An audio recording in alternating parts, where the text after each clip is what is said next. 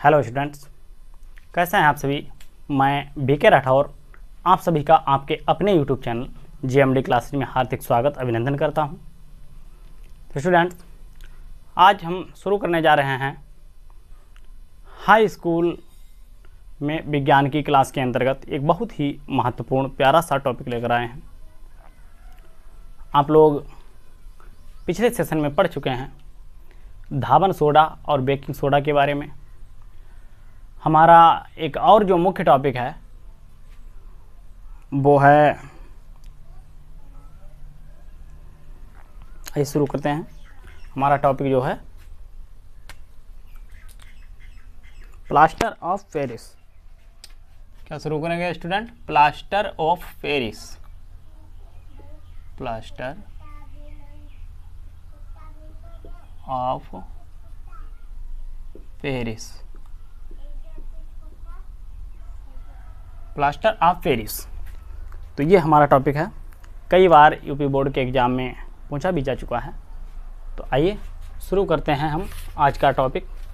सबसे पहले रासायनिक सूत्र की बात करेंगे। तो प्लास्टर ऑफ पेरिस का जो रासायनिक सूत्र है वो है CaSO4 इंटू हाफ H2O, या इसी को हम इस तरह से भी लिख सकते हैं 2CaSO4 इंटू H2O। ठीक है स्टूडेंट, देखिए प्लास्टर ऑफ पेरिस जो होता है इसमें क्रिस्टलन जल होता है और केवल आधा अणु होता है। तो अगर हम कैल्शियम सल्फेट जो है इसके परमाणु को दोगुना कर दें तो एक जल का अणु इसमें आता है। आइए बात करते हैं इसके रासायनिक नाम की। रासायनिक नाम, तो स्टूडेंट इसका नाम है कैल्शियम सल्फेट। कैल्शियम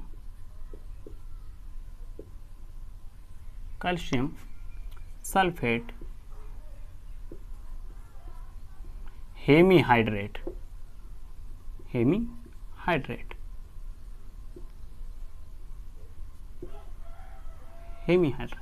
ये इसका रासायनिक नाम है, कैल्शियम सल्फेट हेमीहाइड्रेट। तो स्टूडेंट्स, अब बात करेंगे इसको बनाते कहते हैं, यानी कि निर्माण विधि। तो आइए देख लेते हैं किस तरह से इसको बनाते हैं। निर्माण विधि।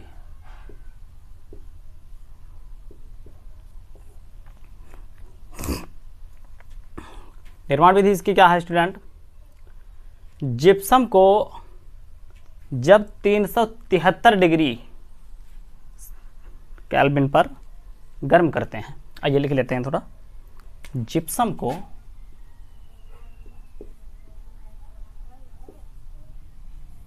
जिप्सम को 373 डिग्री या 373 केल्विन पर गर्म करने पर यह जल के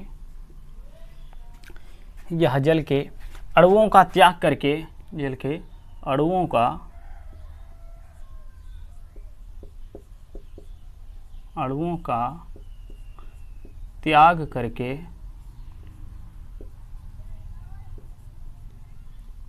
त्याग करके कैल्शियम सल्फेट हेमीहाइड्रेट बनाता है। कैल्शियम सल्फेट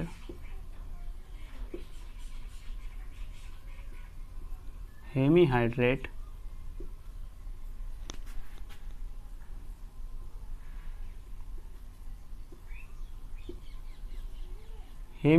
यानी कि calcium sulphate into half H2O बनाता है।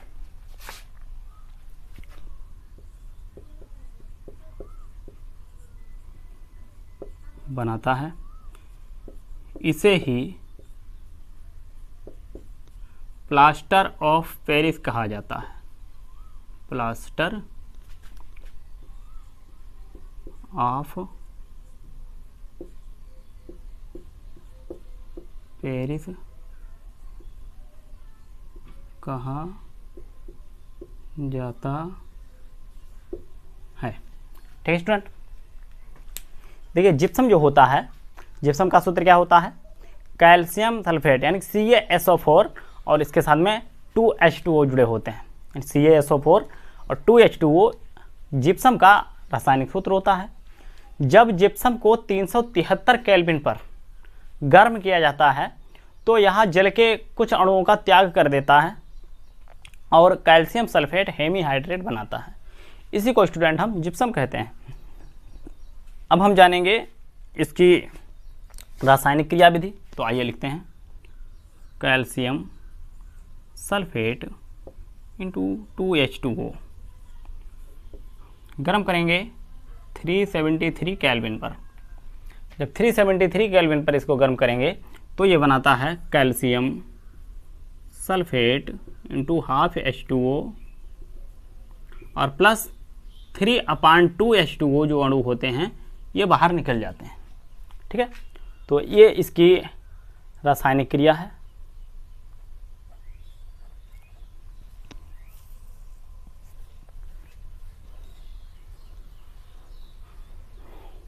तो इसका नाम लिख लेते हैं।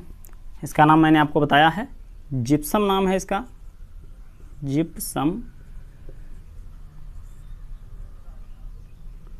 और यह है आपका plaster of Paris, plaster of Paris.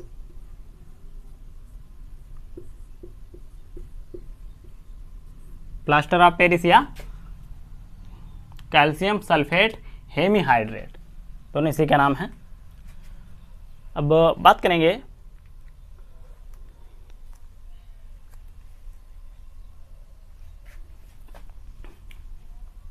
देखिए प्लास्टर ऑफ पेरिस में आधा क्रिस्टलन जल अणु होता है, तो इसको हम लिख लेते हैं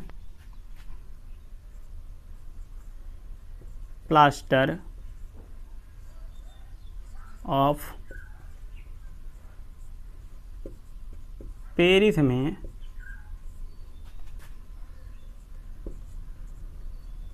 क्रिस्टलन जल का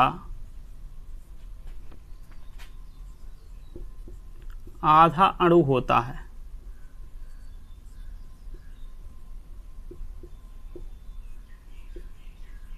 आधा अणु होता है अर्थात कैल्शियम सल्फेट यानी CaSO4 के दो अणुओं के साथ, दो अणुओं के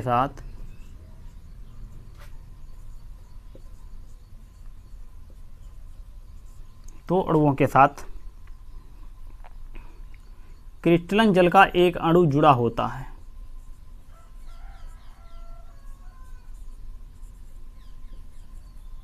क्रिस्टलन जल का एक अणु जुड़ा होता है।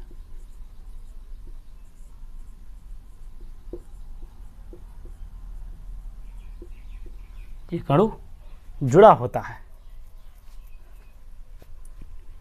ठीक है स्टूडेंट, मैं उम्मीद करता हूं कि आप लोगों को ये बात समझ में आई होगी। तो स्टूडेंट, अगर आपको समझ में आया है तो इसका स्क्रीनशॉट ले लें, जिससे कि हम लोग आगे की तरफ बढ़ सकें।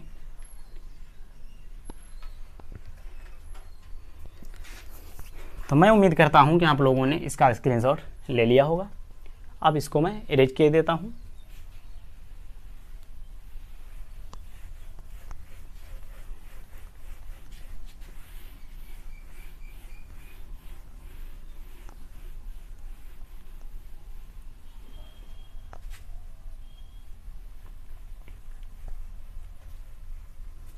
तो स्टूडेंट, अब हम बात कर लेंगे प्लास्टर ऑफ पेरिस के गुणधर्म के गुण। तो प्लास्टर ऑफ पेरिस के गुणधर्म के बारे में हम लोग चर्चा करेंगे। बहुत बड़ा टॉपिक नहीं है, छोटा सा टॉपिक है। तो देखिए, पहली बात तो प्लास्टर ऑफ पेरिस जो है ये एक सफ़ेद रंग का चूर्ण होता है। तो पहला गुण तो यही लिख देंगे, plaster of Paris, plaster of Paris एक सफ़ेद रंग का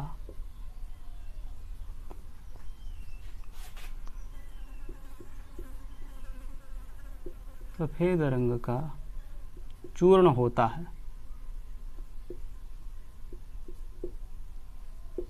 तो प्लास्टर ऑफ पेरिस जो है सफ़ेद रंग का चूर्ण होता है।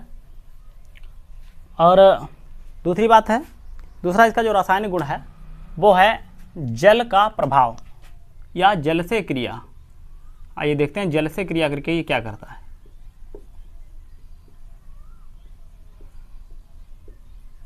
जल से क्रिया, अभी आपने प्लास्टर ऑफ पेरिस के निर्माण की क्रियाविधि देखी, उसमें आपने देखा कि जब जिप्सम को गर्म किया जाता है तब प्लास्टर ऑफ पेरिस बनता है। अब इसी प्लास्टर ऑफ पेरिस को अगर जल के साथ क्रिया करा दें तो ये पुनः जो है जिप्सम बना देता है, और इसी को हम प्लास्टर ऑफ पेरिस का जमना भी कहते हैं। तो आइए देखते हैं।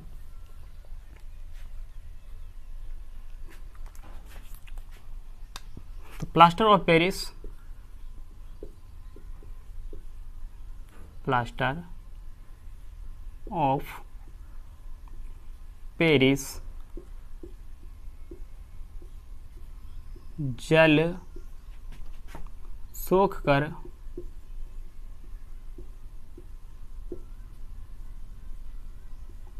कड़ा हो जाता है। कड़ा मतलब टाइट हो जाता है, टाइट हो जाता है।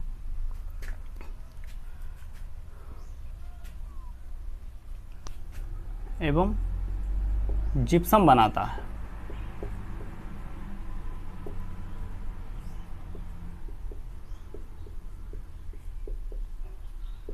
जिप्सम बनाता है। इस पूरी क्रिया को, इस पूरी प्रक्रिया को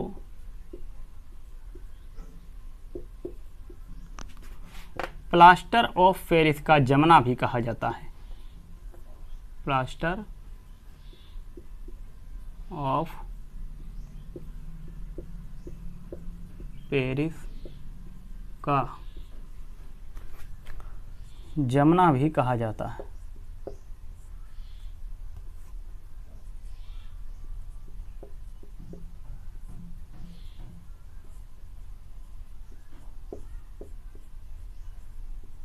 जमना कहते हैं। देखते हैं क्रिया किस प्रकार से होती है। CaSO4 इंटू हाफ H2O,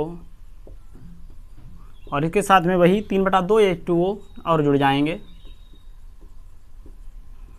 तो फिर से हमारा बन जाएगा जिप्सम यानी कि कैल्शियम सल्फेट इंटू 2 H2O। इसको कहते हैं हम gypsum.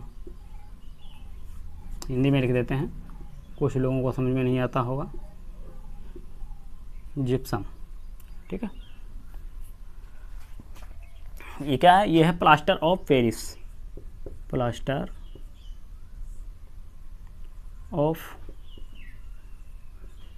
Paris, plaster of Paris, ठीक है ना। देखिए फिर से एक बार समझ लीजिए, प्लास्टर ऑफ पेरिस जो होता है ये एक प्रकार का चूर्ण होता है सफ़ेद, और जब इसकी क्रिया हम जल से कराते हैं तो ये जल सोख करके टाइट हो जाता है, कड़ा हो जाता है और जिप्सम बनाता है। इसी जो पूरी प्रक्रिया ये इस तरह से होती है, इस पूरी प्रक्रिया को ही हम प्लास्टर ऑफ पेरिस का जमना भी कहते हैं। अब दूसरी अभिक्रिया के बारे में जान लेते हैं। दूसरी अभिक्रिया है हमारी ऊष्मा का प्रभाव। ऊष्मा का प्रभाव, आइए देखते हैं ऊष्मा का प्रभाव किस तरह से पड़ता है प्लास्टर ऑफ पेरिस पर। ऊष्मा का प्रभाव।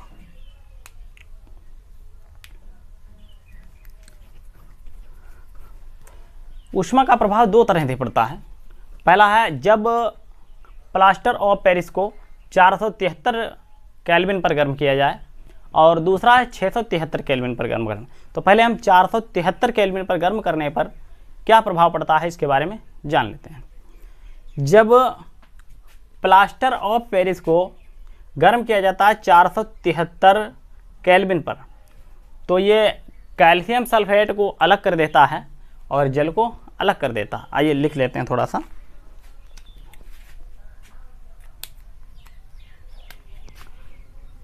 चार 473 केल्विन पर गर्म करने पर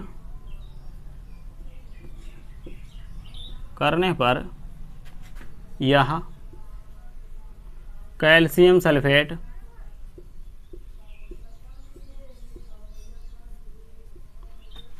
सल्फेट व जल में वियोजित हो जाता है, यानी कि टूट जाता है।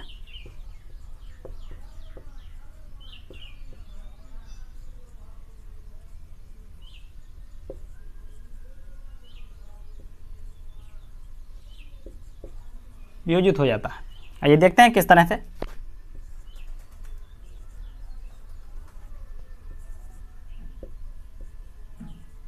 H2, ये प्लास्टर ऑफ पेरिस है, इसको गर्म करेंगे हम 473 केल्विन पर। तो ये दो कैल्शियम सल्फेट के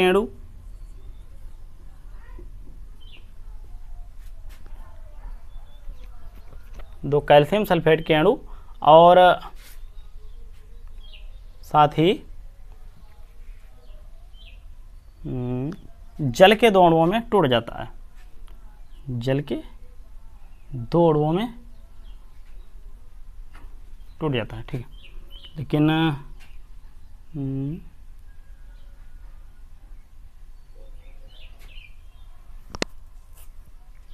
थोड़ा गड़बड़ है, इसको सही कर लेते हैं।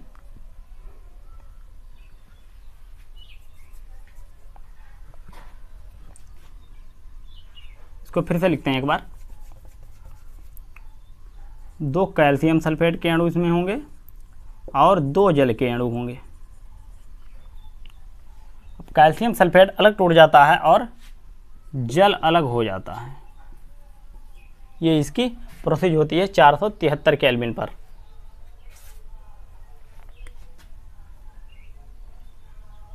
सॉरी, माफ कीजिएगा, यहाँ पर दो लगना है। ये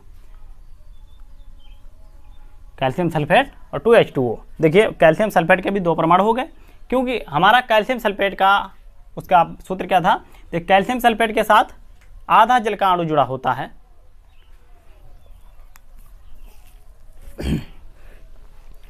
तो इस तरह से ये अभिक्रिया होती है। नाम ले लेते हैं कैल्शियम सल्फेट और जल। कैल्शियम सल्फेट व जल। तो 473 केल्विन पर जब गर्म करेंगे क्या होगा, जल और कैल्शियम सल्फेट बनता है। इसका स्क्रीनशॉट ले लें आप लोग, और उसके बाद हम लोग बढ़ते हैं आगे की तरफ।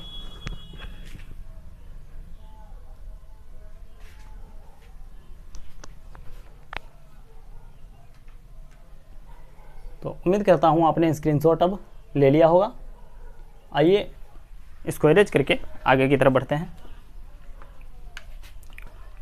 तो मैंने आपको बताया ऊष्मा का प्रभाव दो तरह से पड़ता है। पहला था 473 केल्विन पर गर्म करने पर।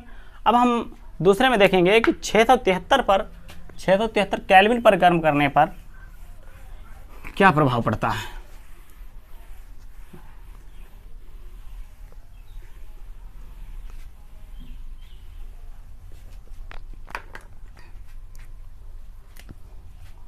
छः 673 केल्विन पर गर्म करने पर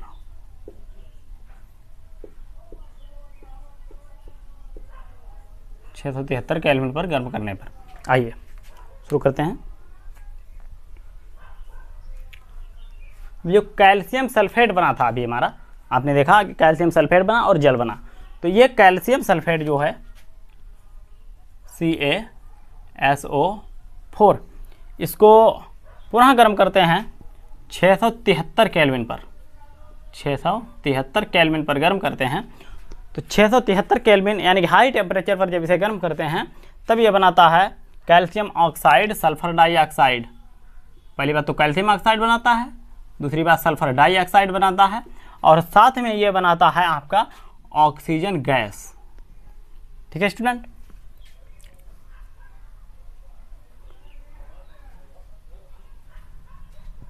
अभी बैलेंस बराबर नहीं है, ऑक्सीजन के परमाणु यहाँ ज़्यादा हो रहे हैं, यहाँ 4 ही हैं तो यहाँ 2 लगा देते हैं।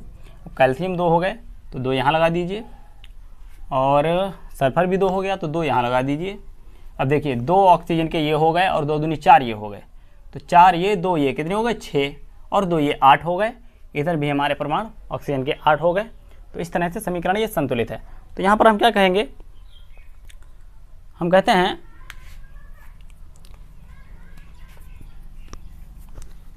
इस तरह से,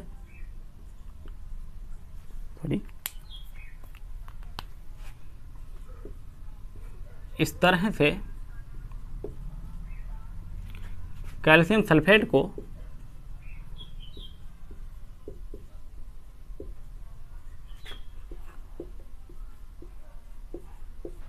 इस तरह से कैल्शियम सल्फेट को 673 केल्विन पर गर्म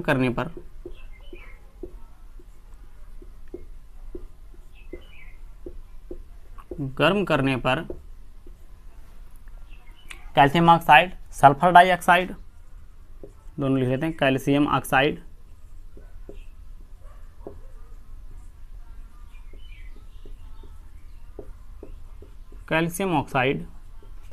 सल्फर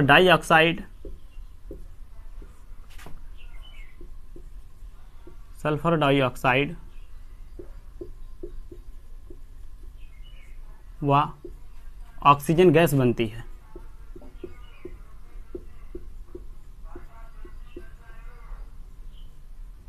ऑक्सीजन प्राप्त होती है।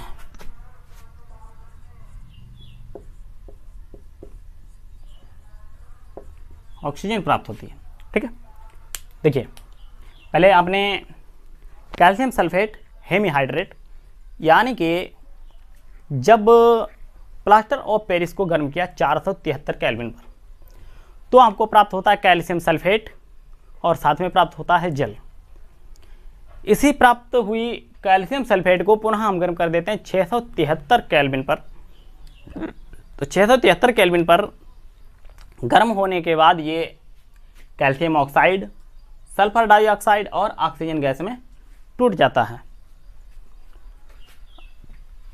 मैं आशा करता हूँ आपको ये इतनी बात समझ में आई होगी। अब बात करेंगे स्टूडेंट हम प्लास्टर ऑफ पेरिस के उपयोग की। तो हेडिंग डालेंगे प्लास्टर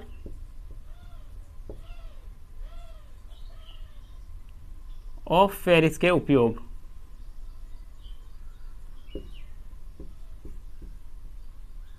प्लास्टर ऑफ पेरिस के उपयोग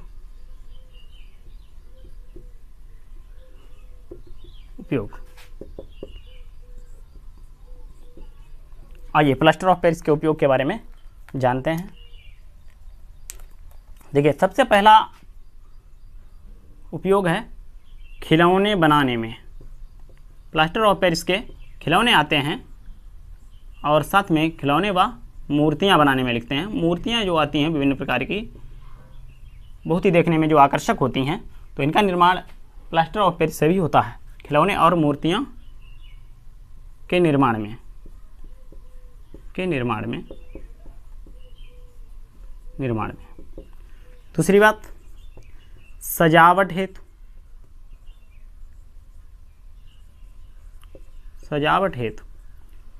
हमारे छतों पर प्लास्टर ऑफ पेरिस के बने हुए खंभे लगाए जाते हैं।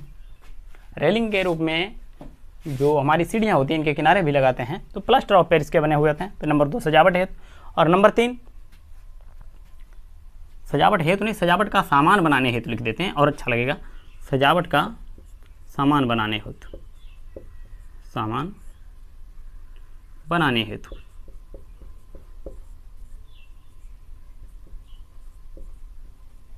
बनाने हेतु। नंबर तीन है सतहों को चिकना करने के लिए,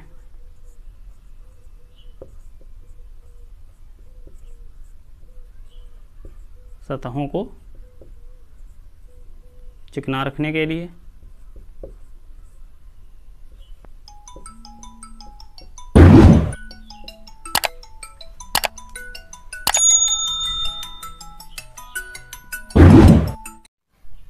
और नंबर चार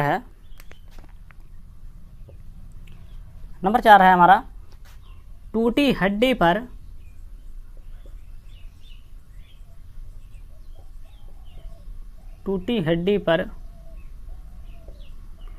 प्लास्टर करने के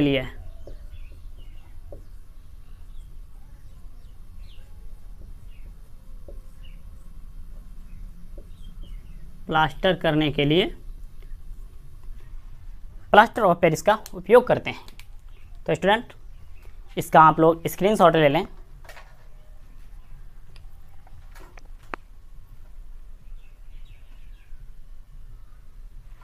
आप लोगों ने स्क्रीनशॉट ले लिया होगा। तो आइए अब इसको इरेज करते हैं।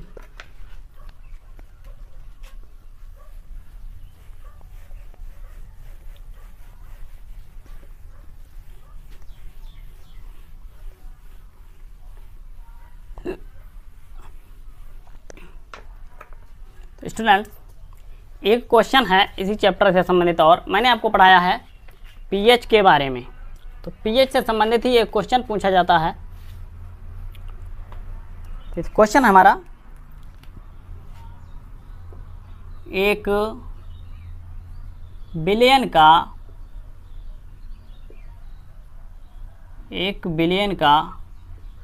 POH यानी पावर ऑफ हाइड्रोक्सिल आयन जो है, तो POH मान 6 है। ठीक है, तो अगर pH मान 6 है तो इसके pH मान के बारे में बताइए। इसके pH मान के बारे में बताइए। ये क्वेश्चन है स्टूडेंट्स, बताइए। तो क्वेश्चन बहुत ही सरल क्वेश्चन है, लेकिन अगर आपने इसके बारे में जाना नहीं तो ये बहुत ही कठिन हो जाता है और एग्जाम में आप नहीं कर पाते हैं। देखिए pH और POH में क्या संबंध है। मैंने आपको पढ़ाया है pH पैमाना। तो pH पैमाने पर मैंने बताया आपको कि 0 से 14 तक के खाने बने होते हैं, और 7 बिंदु जो होता है, इस तरह से मैंने बताया था एक पैमाना होता है। इसमें जो 0 से लेकर के 14 तक 1 2 3 4 5 6 और ये 7 8 9 10 11 12 13 14 इस तरह से खाने बने होते हैं। और ये जो होता है 7, ये होता है उदासीन। ठीक है, इधर जितना कम होता चला जाता है pH उतना अम्लीय होता है, यानी कि हाइड्रोजन आयन की सांद्रता उतनी ज़्यादा होती है। और जितना इधर बढ़ता चला जाएगा 7 से ऊपर की तरफ, तो उधर हाइड्रोक्सिल आयन की सांद्रता ज़्यादा हो जाती है। तो इस तरह से हम देखें तो हमें 2 चीज़ें प्राप्त हुई, एक तो pH और दूसरा POH। ठीक है, अगर इन दोनों को जोड़ बात करें तो इन दोनों का जो योग होगा वो हमेशा कितना होता है, 14 होता है। ठीक है, तो इसी पर हम चर्चा करेंगे। इसको हटाते हैं, केवल समझाने के लिए था। अब बात कर लेते हैं। देखिए pH हमें निकालना है और प्लस POH का मान हमें मालूम है कितना है, 6, और दोनों का मान कितना होता है, 14। दोनों को जोड़ के 14 होना चाहिए। तो उसी तरह से pH बराबर जब हम निकालेंगे तो 14 ये और 6 इधर जो ये प्लस में है, आप जानते हैं पक्षांतर जब करते हैं तो इधर वाली जो बाईं साइड में संख्या होती है वो दाहिनी तरफ जा करके अपना निशान बदल लेती है। प्लस की होती है तो माइनस की हो जाती है, और माइनस की होती है प्लस की हो जाती है। यहाँ प्लस की है, यहाँ आकर ये माइनस की हो जाएगी। अब अगर इसको हम घटा दें, 14 से 6 घटेगा तो आएगा 8, तो pH हमारा कितना आ गया, 8 आ गया। ठीक है, तो यही इसका pH मान है। तो लिखेंगे इस बिलियन का pH मान, इस बिलियन का pH मान, pH 8 होगा, 8 होगा।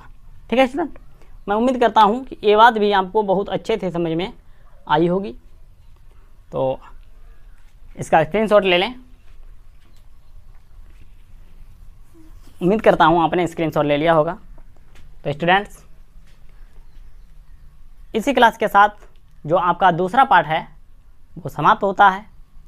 इस क्लास के बाद बहुत ही जल्द आपको मिलेंगे इस पाठ के ऑब्जेक्टिव क्वेश्चंस, उनको देखना बिल्कुल ना भूलिएगा। इस क्लास के बाद में वो क्वेश्चन आपको मैं प्रोवाइड करा दूंगा, जिससे आपका लगभग पूरे पाठ का रिवीजन भी हो जाएगा, और साथ ही जो आपके 20 नंबर की OMR सीट आती है उसके लिए ये क्वेश्चन बहुत ही इंपॉर्टेंस रखते हैं। और साथ ही अगर आप किसी भी कॉम्पिटिटिव एग्ज़ाम की तैयारी करते हैं तो उनमें भी ये महत्वपूर्ण भूमिका निभाएंगे। और साथ ही स्टूडेंट, जिन लोगों ने अभी तक चैनल को सब्सक्राइब नहीं किया है वो लोग चैनल को सब्सक्राइब कर लें, और साथ ही जो घंटी वाला बटन है उसको दबाना बिल्कुल ना भूलें। जैसा कि आप जानते हैं, हमारे इस चैनल पर फ्री ऑफ कॉस्ट कोई भी पैसा नहीं देना होता है आपको, और साथ ही लगभग 6 to 12 तक के विषयों की तैयारी कराई जाती है। और यूपी बोर्ड को जो एग्ज़ाम हैं उन पर विशेष ध्यान दिया जाता है। तो आज ही जुड़े हमारे इस यूट्यूब चैनल से, और अपने मित्रगण और अन्य संबंधियों को भी इस चैनल के बारे में जानकारी दें, जिससे वो भी यथासमय जुड़ सकें। और आपको मालूम है कि बहुत ही जल्द हमारे स्कूल खुल रहे हैं और उनकी पढ़ाई जारी हो जाएगी। तो आप लोग बने रहिए हमारे चैनल के साथ। मिलते हैं जल्द ही एक नई क्लास के साथ। तब तक के लिए नमस्कार and thank you for watching. Screenshot ले लीजिएगा दोस्तों।